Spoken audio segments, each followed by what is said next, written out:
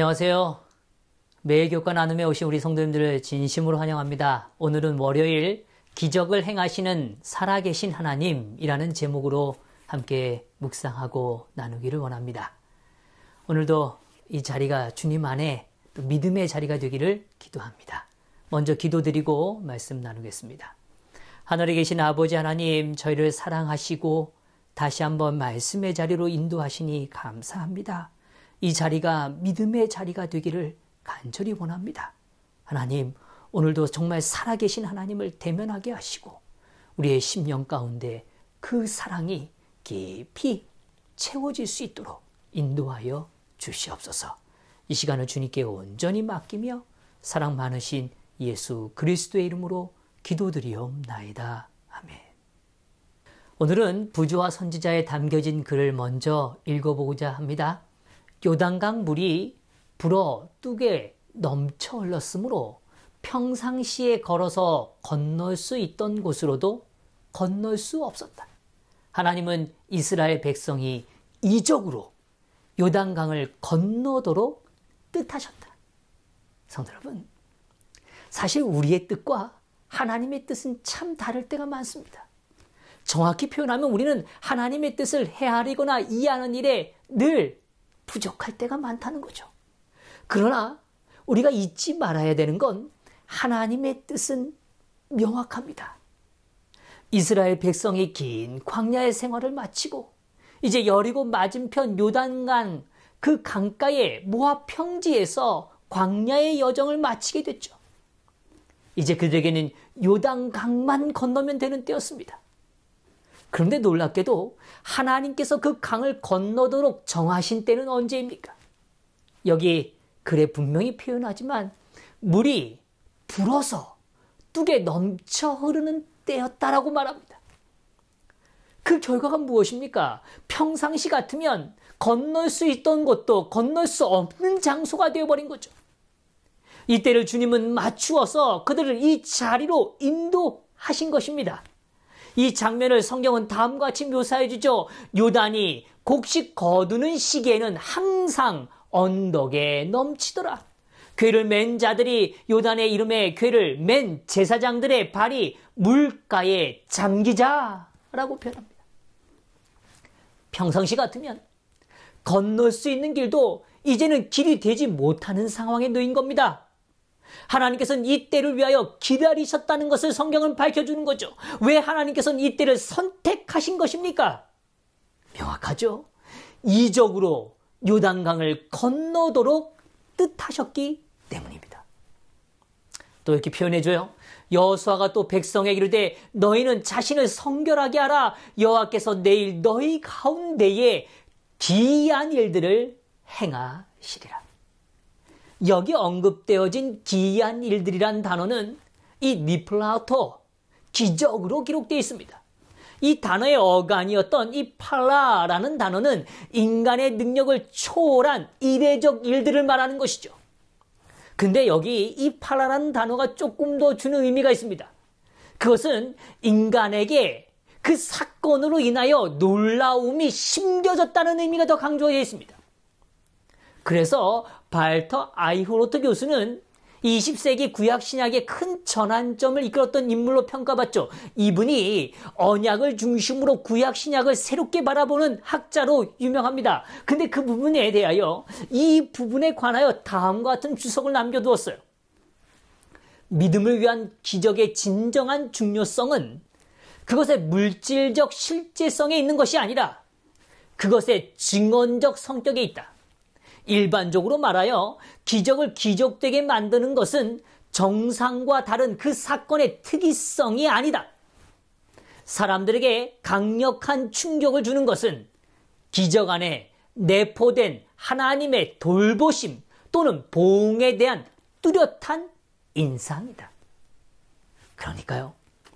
그 사건 자체가 중요한 것이 아니라 그 사건을 통하여 우리 삶에 각인되어지는 하나님의 돌보심에 대한 인상, 그 인상이라는 의미에서 기이한 일들, 파라라는 단어를 사용하고 있다는 것입니다. 우리는 어떠한 특정한 일들과 역사를 보게 되는 거죠. 무엇보다 기이한 일들, 이적들을 보게 됩니다. 그러나 그 기이한 일들에 사용되어지는 그 단어에 통해서 우리 안에 뭐가요? 그 놀라움이 형성되어지는 것이 더 의미 있다는 것입니다.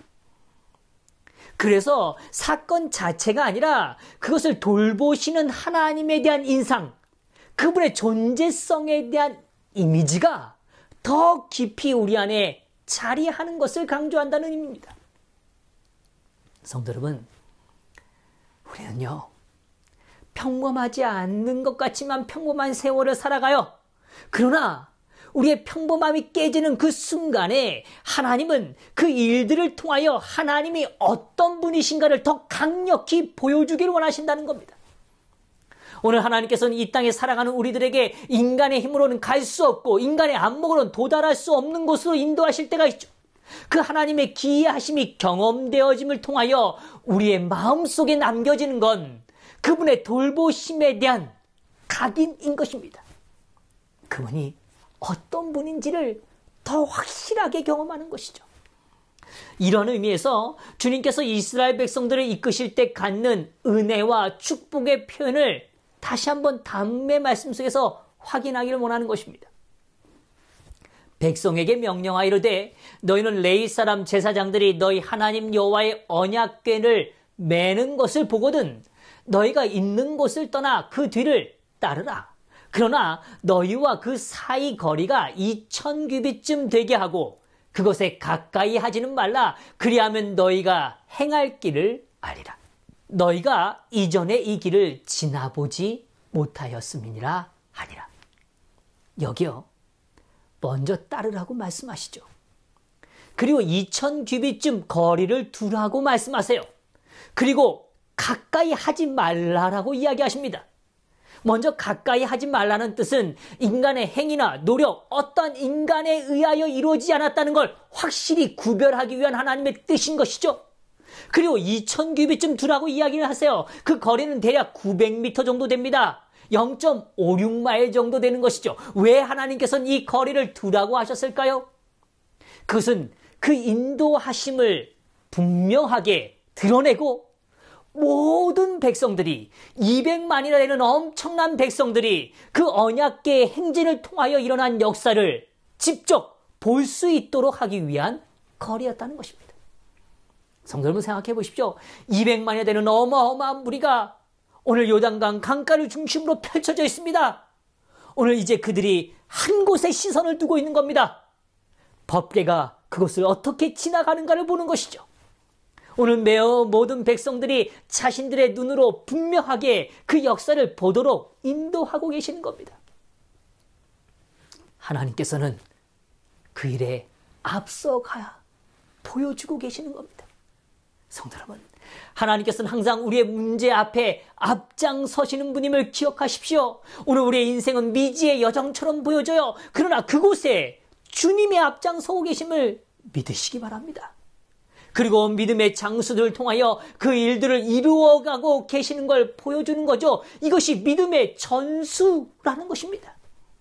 여호수아 3장 8절에 말해요. 너는 언약궤를 맨 제사장들에게 명령하여 이르기를 너희가 요단물 가에 이르거든 요단에 들어서라 하라. 성도 여러분, 뭐라고요? 요단에 들어서라 라고 말하는 겁니다.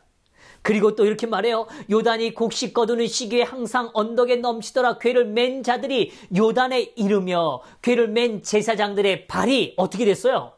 물가에 잠기자 곧 위에서부터 흘러내리던 물이 그쳐서 라고 표현합니다. 궤를 맨 제사장들의 발이 그냥 강가에 왔을 때 일어난 이적이 아닙니다. 그들의 신발이 젖었어요. 그들의 발이 물에 잠겼습니다. 그 궤를 맨 제사장들 그 누구도 뒤로 물러나거나 주저하지 않았습니다. 그들은 준비된 믿음의 자들이었습니다. 그들은 자신의 사명을 향하여 주저하지 않고 나아간 것입니다. 이 거룩한 역사를 모든 백성들이 보고 있는 거죠. 그때 하나님께서는 준비된 일들을 실행하고 계시는 겁니다. 위에서부터 흘러내리던 물이 그친 것입니다. 인간의 힘으로는 결코 행할 수 없는 일들을 행하신 거죠.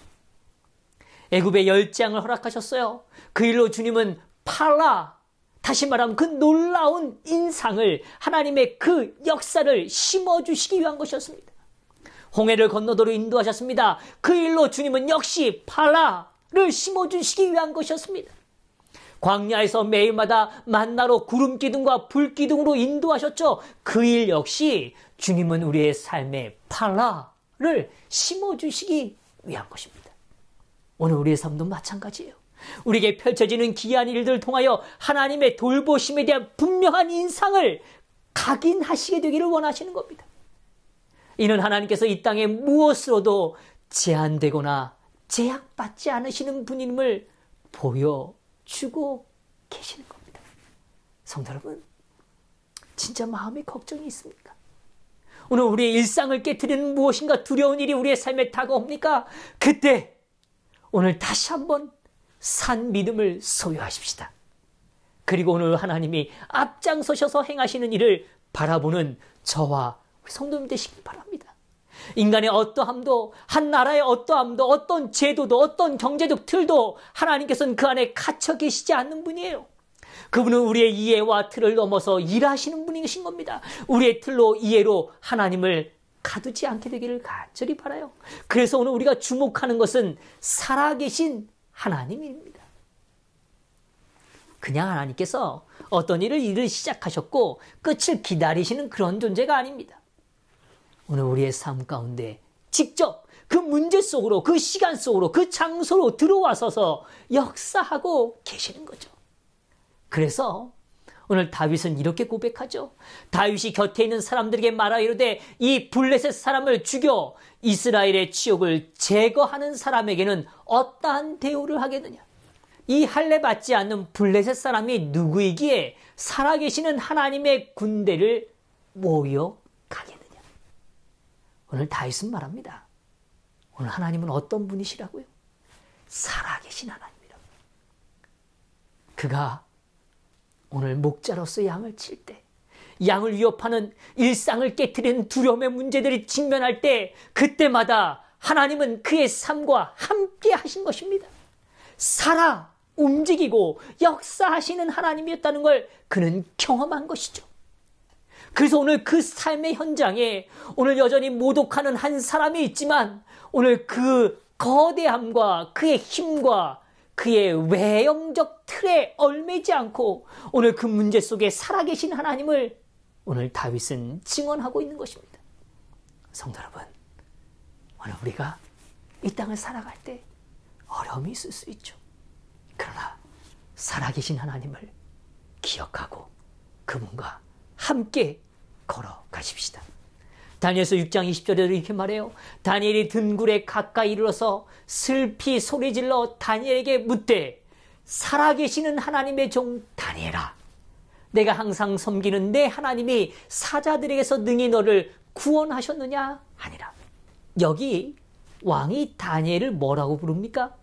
살아계시는 하나님의 종 다니엘이라고 불러요. 그 이야기는 그때 그냥 어느덧 나타난 말이 아니겠죠. 오늘 다니엘의 삶은 늘 살아계시는 하나님과 동행했다는 것입니다. 성도 여러분, 오늘 우리의 삶에 우리의 생각과 우리의 방법이 한계에 다다를 때 그때가 하나님의 살아계심을 더 분명히 느낄 때인 것입니다. 오늘 하나님의 능력으로 인하여 우리의 삶에 부인할 수 없는 하나님의 그 팔의 능력을 각인하는 파라의 삶을 경험하는 저와 우리 성도님들 되시기를 간절히 바랍니다. 이 하루도 팔라의 주인이신 하나님을 대면하는 귀한 축복의 하루가 되기를 간절히 바라면서 오늘 말씀을 마치겠습니다. 기도하겠습니다. 하늘에 계신 아버지 하나님, 저희를 사랑하여 주시고 오늘도 다시 한번 우리의 평범한 일들을 깨트린 그 일들 속에 하나님은 그때를 기다리시고 그때를 사용하셔서 우리를 새롭게 인도하시는 분임을 보여주시니 감사합니다. 주님, 우리가 맞이했던 어제가 혹은 오늘 우리가 맞이하는 오늘이 혹은 오늘 우리가 맞이하는 내일이 우리의 일상을 깨트리는 어떤 두려운 일이 있을지 모르겠습니다. 그때 주저하지 않고 하나님을 바라보게 하시고 하나님의 역사를 경험함으로 우리의 믿음이 더욱 견고해질 수 있도록 도와주시옵소서. 이 하루를 주님께 온전히 맡기며 사랑 많으신 예수 그리스도의 이름으로 기도드리옵나이다. 아멘.